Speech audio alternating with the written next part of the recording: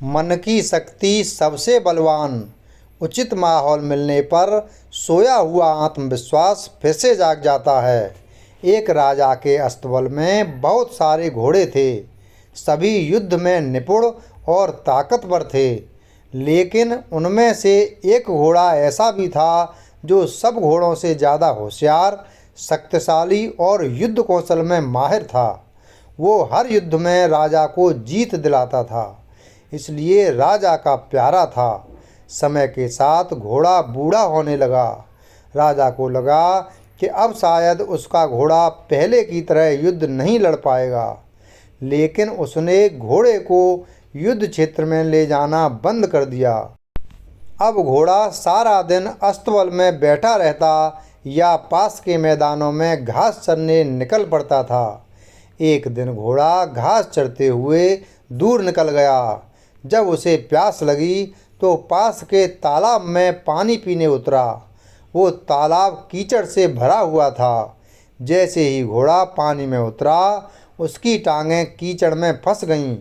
वो जितना अपने को कीचड़ से निकालने की कोशिश करता और धंसता जा रहा था। ऐसी हालत में वो ज़ोर ज़ोर से हिनहिनाने लगा, जिसे सुनकर आसपास के गांव वाले इकट्ठे हो गए। सबने मिलकर घोड़े को निकालने की कोशिश की, लेकिन वो और धंसता चला गया। तब लोगों ने तुरंत जाकर राजा को बताया कि उसका प्यारा घोड़ा गहरे कीचड़ में फंस गया है और बहुत कोशिशों के बाद भी नहीं निकल पा रहा है। राजा अपने लाव लश्कर लेकर घटना स्थल पर पहुँचे और घोड़े को निकालने का प्रयास करने लगे, लेकिन किसी तरह भी घोड़े को निकाल नहीं पाए। तब राजा ने अपने राज्य के विद्वानों को बुलाकर इस समस्या का हल निकालने को कहा। किसी को कोई रास्ता नहीं मिल रहा था।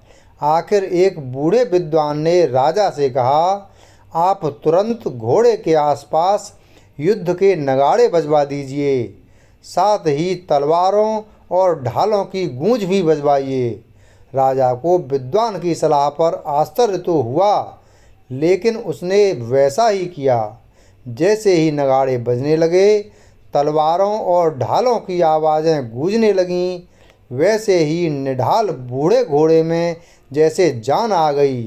घोड़े ने कुछ देर नगाड़े की आवाज़ सुनी, फिर धीरे धीरे उठ खड़ा हुआ और फिर जैसे चमत्कार हो गया, उसने अपने को झाड़ा और हिनहिनाते हुए खुद जोर लगाकर कीचड़ से बाहर आ गया।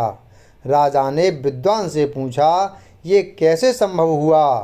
तो विद्वान बोले, घोड़ा बूढ़ा जरूर हो गया है, लेकिन उसमें आज भी बहुत ताकत है, पर क्योंकि अब उससे काम नहीं लिया जाता है, इसलिए उसके अंदर का उत्साह, आत्मविश्वास खत्म हो गया था।